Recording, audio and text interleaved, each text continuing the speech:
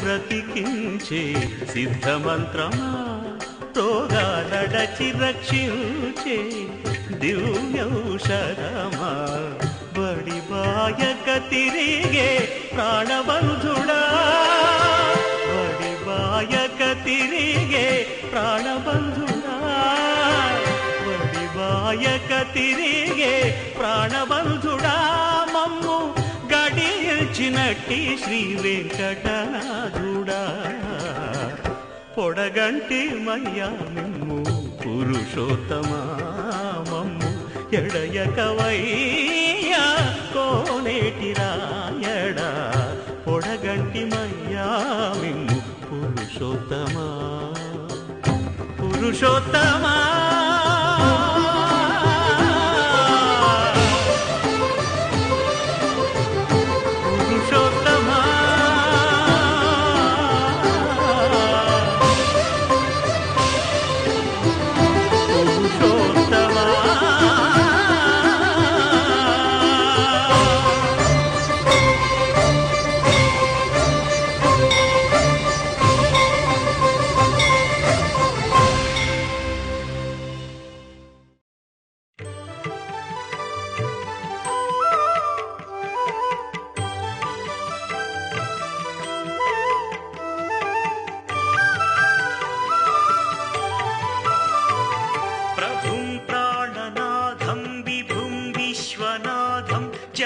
జగన్నాథనాథం సదానందభాజం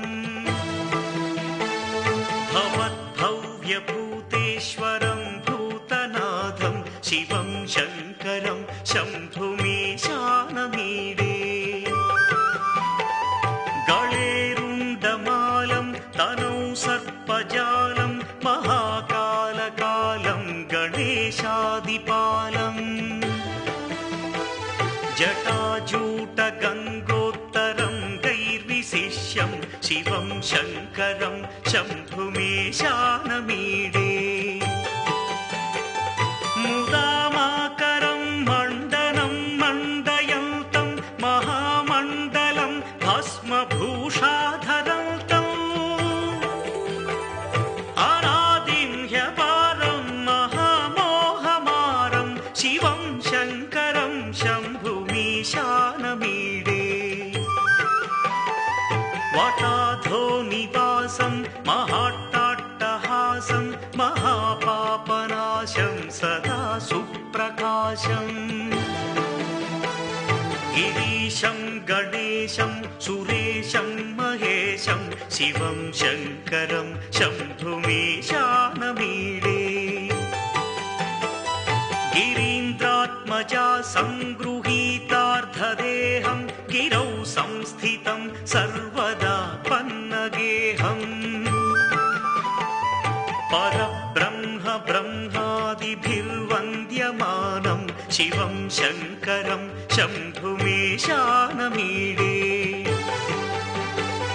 కపాలం త్రిశూలం కరాభ్యాం దధానం పదాంభోజనం రాయ కామం దధానం బలివర్ధయానం సురాణాం ప్రధానం శివం శంకరం శంభుమీశానమీడే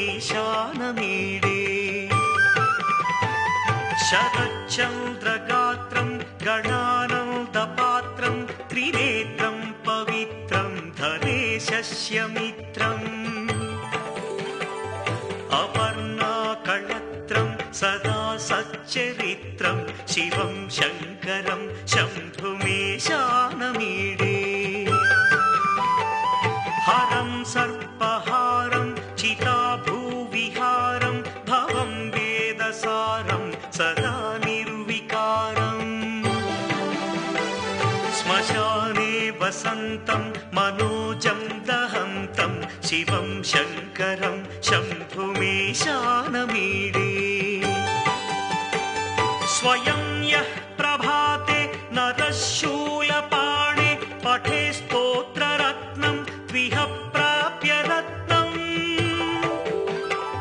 సుపుత్రం సుధాన్యం సుమిత్రం కళత్రం విచిత్రై సమారాధ్య మోక్షం ప్రయాతి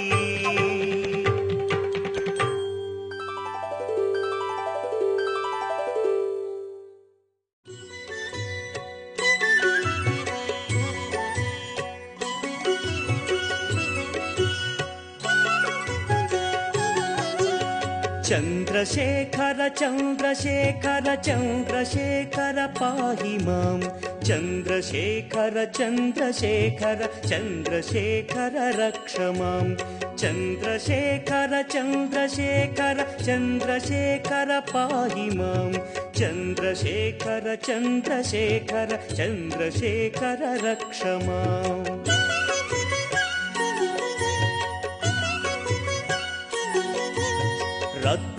रत्नसानुशरासनं रजताद्रिशृङ्गनिकेतनं सिञ्जनीकृतपन्नगेश्वर मच्युतानलसायकं क्षिप्रदग्धपुरत्रयं त्रिदिवालयैरभिवन्दितं चन्द्रशेखरमाशये मम किं करिष्यति वै यमः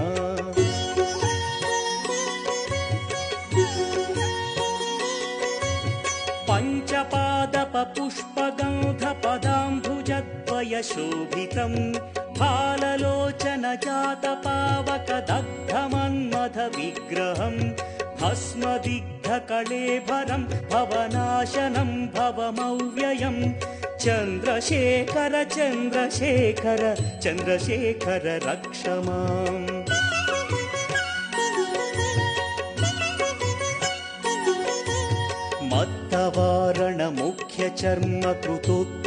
मत्तवारणमुख्यचर्मकृतोत्तरीयमनोहरं पङ्कजासन पद्मलोचन पूजिताङ्घ्रिसरोवरं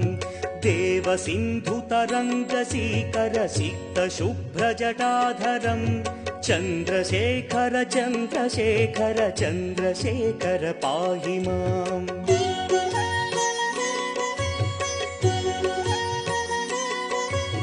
यक्षराजसखं भगाक्षहरं भुजङ्गविभूषणं शैलराजसुतापरिष्कृतचारुवामकळेबरं क्ष्वेलनीलगलं परश्वधधारिणं मृगधारिणं चन्द्रशेखर चन्द्रशेखर चन्द्रशेखर पाहि माम्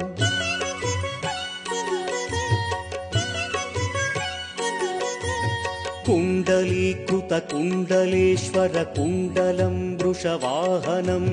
नारदादिमुनीश्वरस्तुत वैभवं भुवनेश्वरम् अन्धकान्तकमाश्रितामरपादपं शमनान्तकं चन्द्रशेखर चन्द्रशेखर चन्द्रशेखर रक्ष माम्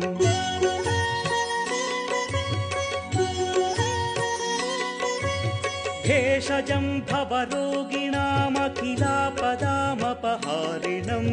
दक्षयज्ञविनाशनं त्रिगुणात्मकं त्रिविलोचनं भक्तिमुक्तिफलप्रदं सकलाघसङ्घनिबर्हणं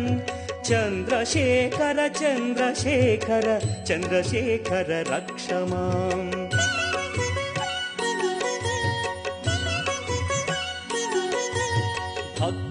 भक्तवत्सलमर्चितं निधिमक्षयं हरिदम्बरं सर्वभूतपतिं परात्परमप्रमेयमनुत्तमं सोमवारणभूहुताशन सोमपानिखिलाकृतिं चन्द्रशेखर चन्द्रशेखर चन्द्रशेखर पाहि माम्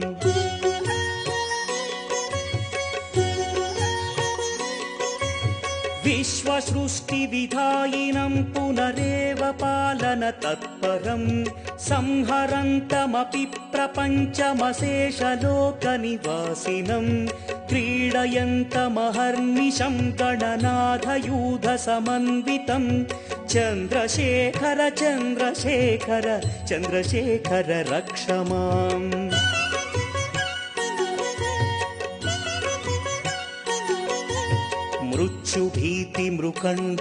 मृत्युभीतिमृकण्डुसूनुकृतस्तवं शिवसन्निधौ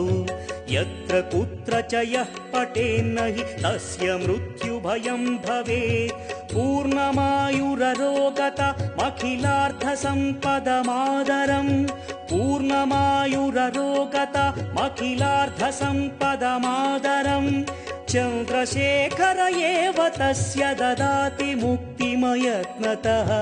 चन्द्रशेखर एव तस्य ददाति मुक्तिमयत्नतः चन्द्रशेखर एव तस्य ददाति मुक्तिमयत्नतः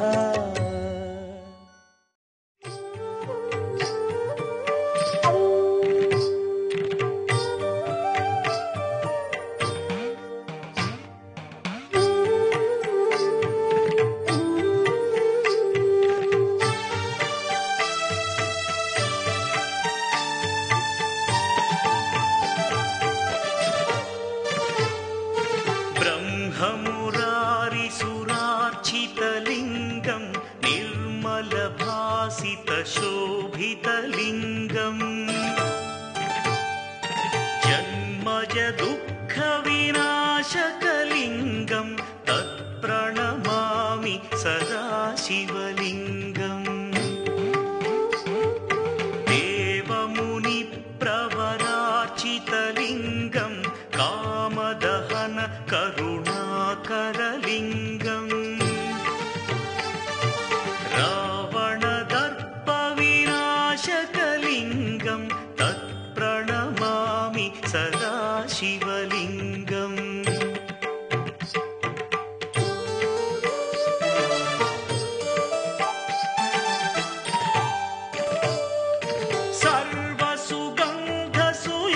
सर्वसुगन्धसुलेपितलिङ्गं बुद्धिविवर्धनकारणलिङ्गं सिद्धसुरासुरवन्दितलिङ्गं तत्प्रणमामि सदा शिवलिङ्गं कनकमहामणिभूषितलिङ्गं फणिपतिवेष्टितशोभितलिङ्गम्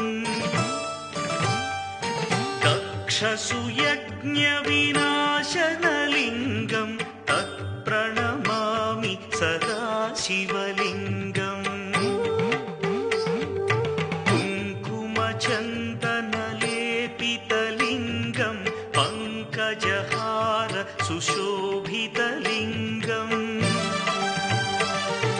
सञ्चितपापविनाशनलिङ्गं तत्प्रणमामि सदा शिवलिङ्गम्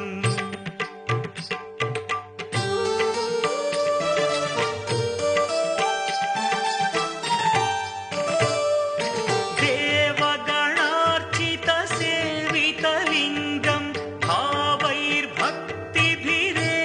च लिङ्गं दिनकरकोटिप्रभाकरलिङ्गं तत्प्रणमामि सदा शिवलिङ्गम् अष्टदलोपरिवेष्टितलिङ्गं सर्वसमुद्भवकारणलिङ्गम् अष्टदरिद्रविनाशनलिङ्गं तत्प्रणमामि सदा शिवलिङ्गम् सुरगुरुसुरवरपूजितलिङ्गं सुरवनपुष्पसरार्चितलिङ्गम् परमपरं परमात्मकलिङ्गं तत्प्रणमामि सदा शिवलिङ्गम्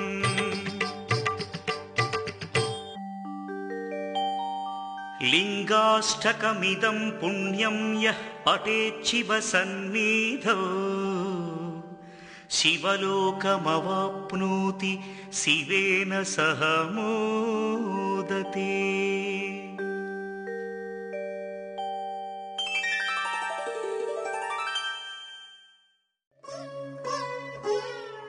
నీ పదముల ప్రభవించిన గంగాయము